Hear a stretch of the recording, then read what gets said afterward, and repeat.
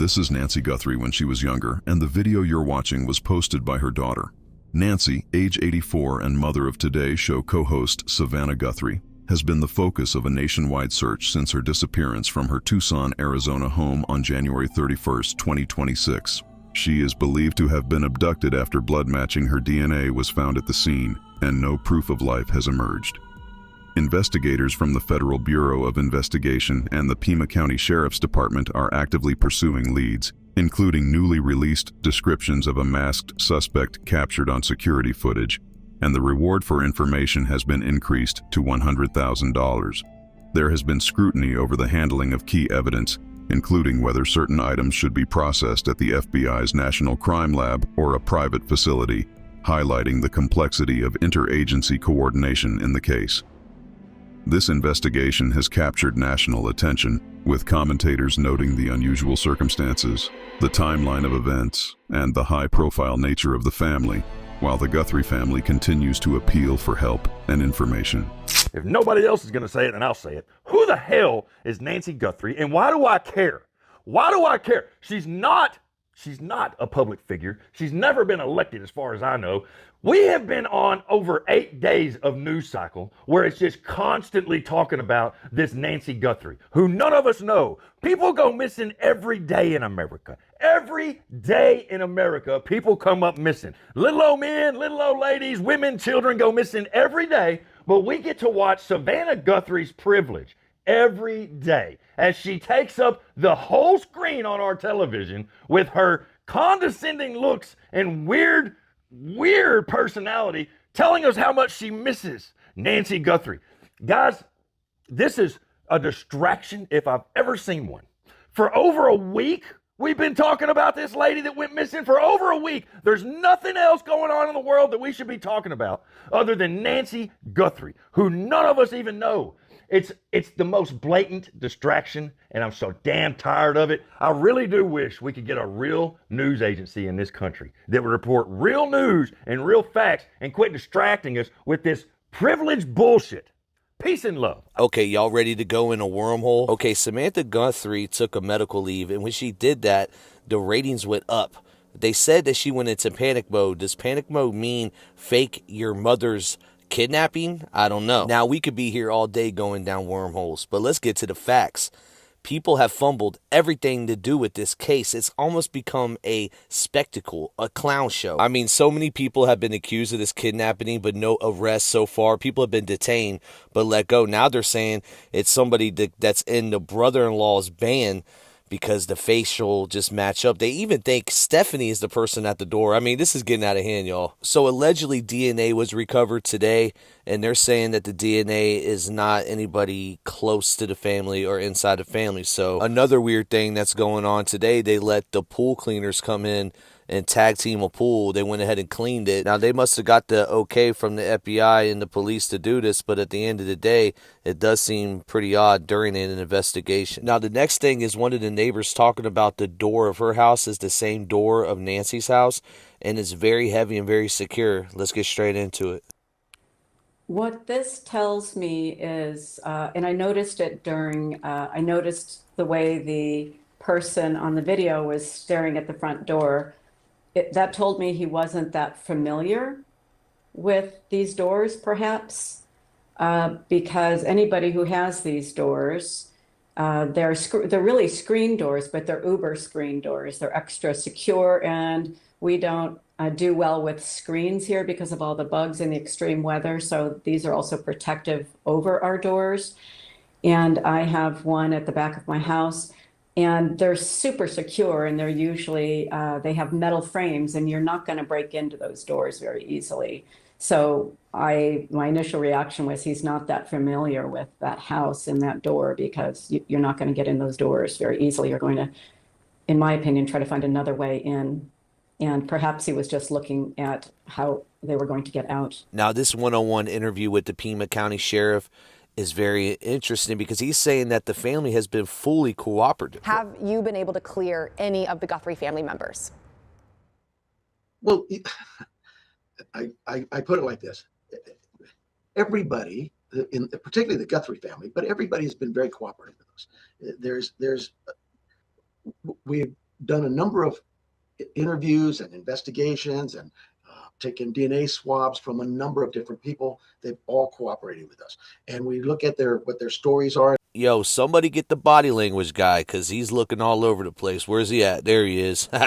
Yo, nah, let's get back to And it. we go, okay, the Rio Rico case, perfect example. That young man, we got a search warrant, went to search his house, and he talked to us. We thought, okay, makes sense, and we left.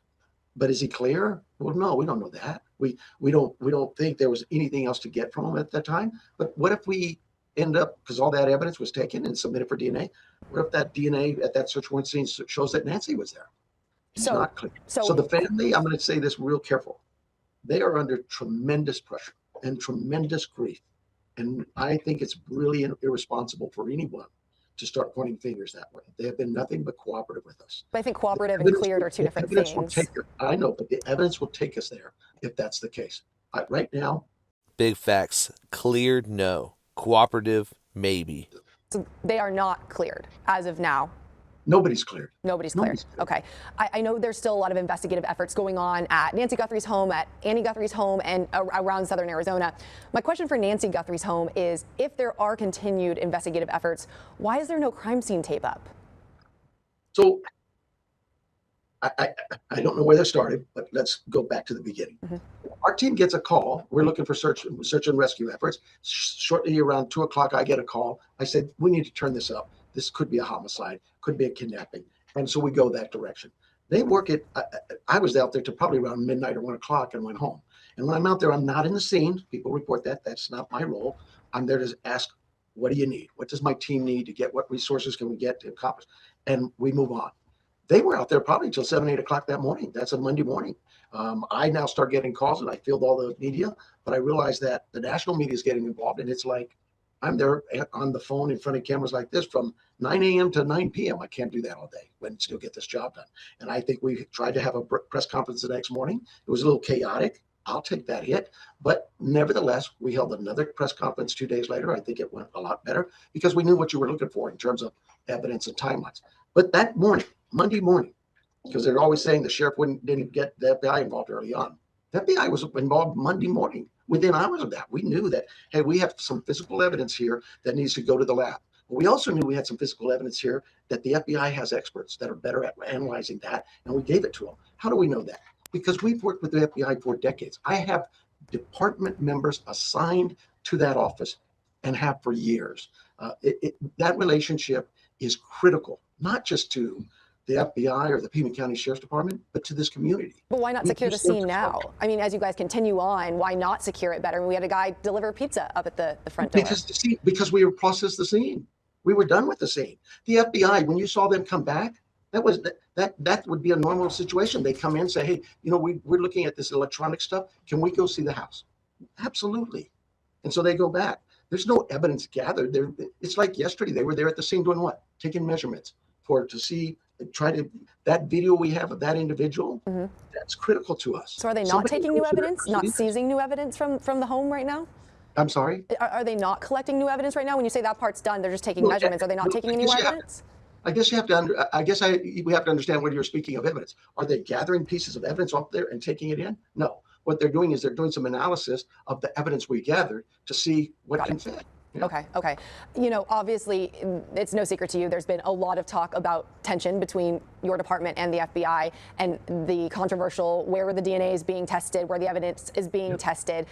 Can you just clarify the order absolutely. Here? And did the FBI want to test something at their lab, which is typically known to be the pristine lab, and did you say no?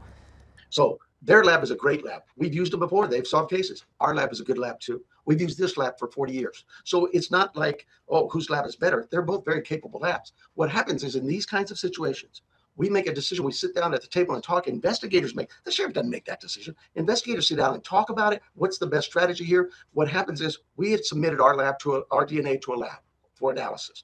The FBI took the camera images and did that. When those camera images came back, what happens? FBI shares them with us. Right. When our lab reports come back, we share them.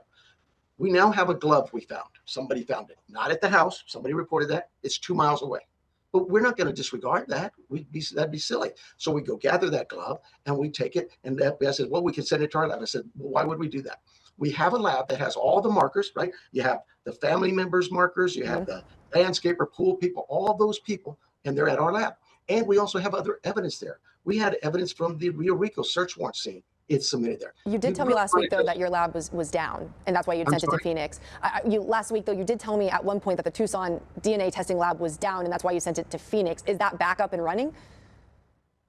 I don't recall ever saying the lab was down. I don't know what you're talking about. You had said that in our interview last week, I believe on Tuesday. Maybe I was confused with something else, but that DNA lab's never been down. Maybe it was the rapid DNA in Tucson? You said that's why you set stuff up to Phoenix. Yes, gotcha.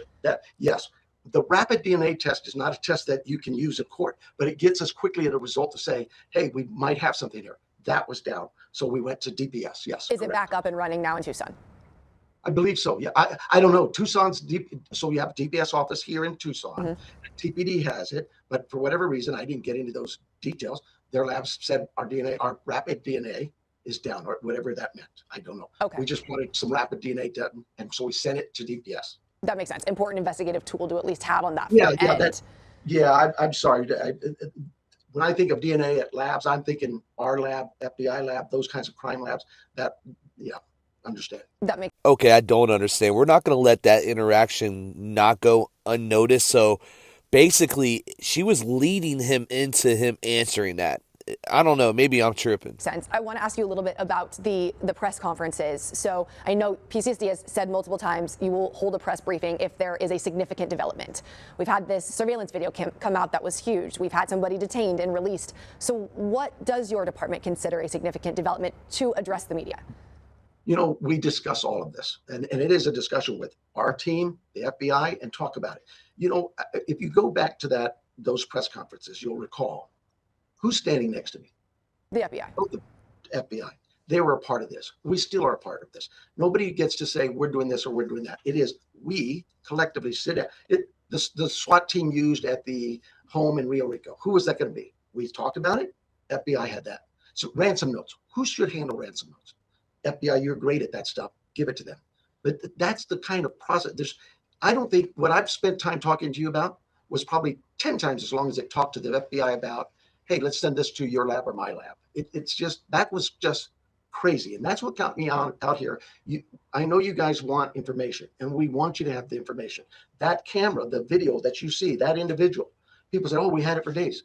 We held that for less than 2 hours. We got it and said, we need this out there. And so you get it. You have some work to do to put it together because it's pretty fresh. So we sent it out because we know that's vital. It's generated more leads than anything else we can imagine. I would imagine. I mean, last question. It was key evidence there. Okay, I'm going to ask you one more thing then. Based on where we are now, that man was detained and then released.